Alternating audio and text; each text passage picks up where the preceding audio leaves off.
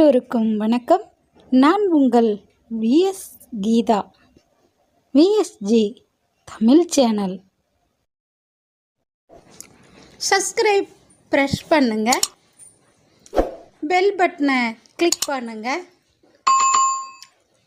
Like பண்ணுங்க, share பண்ணுங்க, comment பண்ணுங்க. தேங்க்யூ.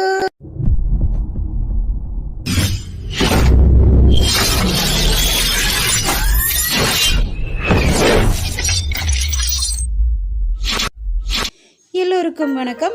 நான் உங்கள் விஎஸ் கீதா பேசுகிறேன். அன்பே பலம், மனிதமே துணை.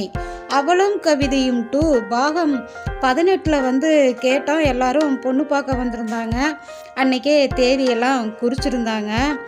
சகுந்தலை அவங்க அப்பா வரமாட்டேன் அப்படின்னு சொல்லியிருந்தாரு. வாங்கப்பான்னு சொல்லி சம்மதிக்க வச்சு கூட்டிகிட்டு வந்திருந்தாங்க. எல்லாம் தேதியெல்லாம் குறித்து முடிச்சுட்டு கிளம்பிட்டாங்க. நரேந்திரன் சகுந்தலையெல்லாம் பேசிகிட்டு இருந்தாங்க. நீ என்னங்கிறத கேட்போம்.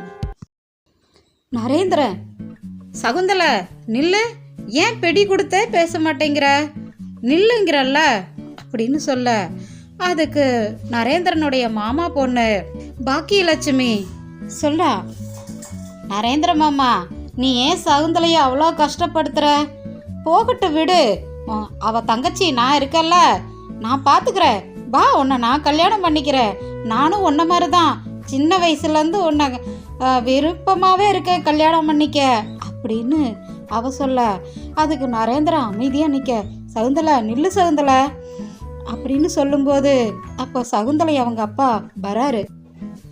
சகுந்தலை, என்னம்மா எல்லார்கிட்டையும் பேசிட்டியா, எல்லாரும் புறப்பட்டுட்டாங்க, வாமா நாமளும் போகலாம் அப்படின்னு சொல்லி கூப்பிட, அப்போ சகுந்தலை திரும்பி பார்த்துட்டு அப்பா அப்படின்னு சொல்லி தயங்கி நிற்க, வாமா பார்த்துக்கலாவா பேசலாவா அப்படின்னு சொல்லி கூட்டிகிட்டு போகிறாரு.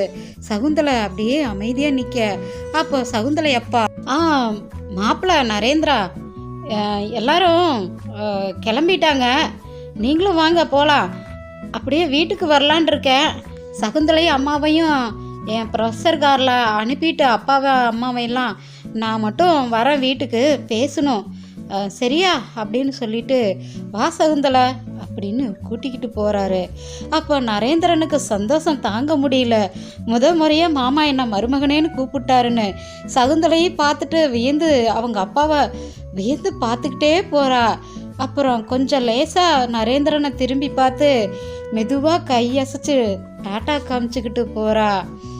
அப்போது சொல்கிறா பாக்கியலட்சுமி, சரியா போச்சு, என் கனவெல்லாம் சின்ன வயசு கனவெல்லாம் போச்சு, இங்கே பாரு நரேந்திரனுக்கு சம்மதம் சொல்லிடுவாங்க போல அப்படின்னு ராஜம்மா கிட்ட சொல்ல, ராஜம்மா அதெல்லாம் நம்ம கையில் இல்லைப்பா அப்படின்னு சொல்ல,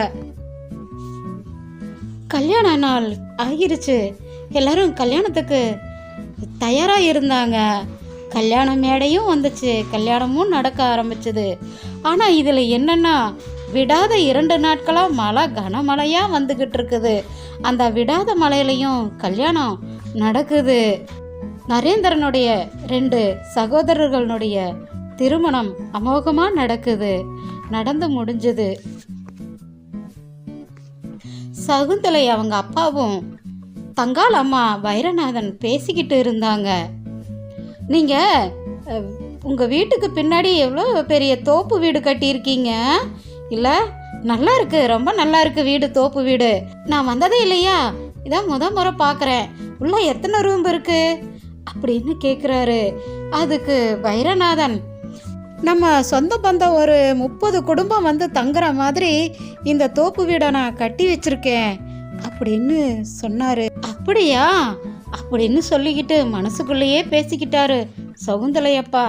நாம தான் ஆளை பார்த்து எடை போட்டுட்டோம் போல, எவ்வளோ பெரிய விஷயமெல்லாம் பண்ணுறாங்க, எவ்வளோ பெருசாக வீடெல்லாம் இடம் விட்டு கட்டி தோப்பு வீடு கட்டி விருந்தினர் தங்குறதுக்கு ஒரு 30 குடும்பம் தங்குற அளவு கட்டியிருக்காங்க, நமக்கு கூட இதெல்லாம் தோணல பாரு அப்படின்னு மனசுக்குள்ளேயே யோசிச்சுக்கிட்டு இருந்தாரு. அப்போ வைரநாதன், என்ன யோசிக்கிறீங்க, வாங்க உள்ளே வாங்க அப்படின்னு கூப்பிட, இல்லை உங்ககிட்ட ஒரு முக்கியமான விஷயம் பேசணுன்னு தான் வந்தேன், நீங்கள் ரொம்ப நாள் கழித்து வந்திருக்கீங்க, முதல் சாப்பிடுங்க அப்படின்னு தங்கால அம்மா சொல்ல, அதுக்கு சகுந்தலையப்பா, கண்டிப்பாக சாப்பிட்றேன். கல்யாண வீட்டில் சாப்பிட்டதே இன்னும் வயிறு இதாக இருக்குது. அப்புறம் என்ன பண்ண போகிறீங்க அப்படின்னு கேட்குறாரு. அதுக்கு வைரநாதன், இன்னைக்கு நைட்டே வந்து நம்ம சாங்கிய சடங்கெல்லாம் நல்ல நேரம் பார்த்துடலாம் அப்படின்னு இருக்கோம் அப்படின்னு சொன்னார். அதுக்கு சகுந்தலையப்பா, சரிங்க, அதுவும் சரிதான், நானும் வீட்லேயும் வந்துடுறோம், பார்த்துக்கலாம், ஏன்னா இந்த வீட்டில் நான் மூத்த மாப்பிள்ளை இல்லையா அப்படின்னு சொன்னார். சரிங்க சரிங்க அப்படின்னு சொல்லி எல்லாம் பேசிக்கிட்டு இருந்தாங்க. அப்போது சகுந்தலையப்பா மெதுவாக கேட்குறாரு, அடுத்தது நரேந்திரன் கல்யாணம் தான், எப்போ பண்ணுறதா இருக்கிறீங்க அப்படின்னு சொல்லி கேட்குறாரு. இந்த மாதம் இல்லாத அடுத்த மாதம் இன்னும் நல்ல முகூர்த்தமாக இருக்குது, படிப்பு அப்போவே முடிஞ்சிற மாதிரி தான் இருக்குது, உடனே பண்ணி வச்சிடலான்னு தான் நினைக்கிறேன் அப்படின்னு சொல்கிறாரு. அப்போ நீங்கள் பொண்ணு எங்கேயும் வெளியே தேடுறீங்களா? அது எப்படி தேட முடியும்? நீங்கள் வந்து வேறு பக்கம் பார்க்குறக்கு அனுமதி கொடுத்தா தான் நாங்கள் வேறு பக்கம் பொண்ணு பார்க்க முடியும், நாங்கள் வந்து எப்படி பார்க்க முடியும் அப்படின்னு வைரநாதன் சொல்ல. அதுக்கு சகுந்தலையப்பா மறுபடியும் மெதுவாக தலையை குனிஞ்சு யோசிக்கிறாரு. இவ்வளவெல்லாம் இருக்கிறவங்கள, எப்படியெல்லாம் நமக்கு மரியாதை கொடுக்குறவங்கள நாம் மதிக்காமல் இருந்திருக்கிறோமே. சகுந்தலை சொன்னது சரிதான், நாம் யாரையுமே மதிக்கலை, மரியாதையாகவும் நினைக்கல, ஆனாலும் அவங்க விட்டு கொடுக்காம எப்படி மரியாதை கொடுக்குறாங்க அப்படின்னு மனசுக்குள்ளே வச்சுட்டு, இதுக்கு மேலே மனசுக்குள்ளே வச்சுக்கூடாது, வெளிப்படையாக பேசிடுவோம் அப்படின்னு வைரநாதன் கிட்ட கேட்குறாரு. நீங்கள் நரேந்திரனுக்கு வெளியே எங்கேயும் பொண்ணு பார்க்க வேண்டாம், சகுந்தலையவே ஒரு நாளைக்கு வந்து பொண்ணு பார்க்கலாமே அப்படின்னு சொன்னார். சொன்னதும் தங்கலாமாவும் வைரநாதனும் ரொம்பவும் மகிழ்ச்சியும் சந்தோஷமும் சொன்னாங்க. ஆனால் ஒரு நிபந்தனை அப்படின்னு சொல்கிறாரு. என்னாச்சு, என்னங்க நிபந்தனைன்னு? நரேந்திரனை நீங்கள் வீட்டோட மாப்பிள்ளையாக அனுப்புனா கொஞ்சம் மகிழ்ச்சியாக இருக்கும், ஏன்னா உங்களுக்கு ஏற்கனவே 2 பசங்க இருக்காங்க, அவங்க உங்கள் வீட்டோட தான் உங்களோட இருக்க போகிறாங்க, நரேந்திரன் தான் எவ்வளோ வருஷம் உங்கள் கூட இருந்துட்டான்ல, எனக்கு மருமகனை அனுப்பிட்டா நான் மகிழ்ச்சியாக இருப்பேன் அப்படின்னு அவர் சொல்ல. அதுக்கு தங்காளம்மாவும் வைரநாதனும், இல்லைங்க, அது நரேந்திரன் தான் முடிவெடுக்கணும், நாங்கள் முடிவெடுக்க முடியாது அப்படின்னு மெதுவாக சன்னமாக மறுப்பு தெரிவித்தாங்க.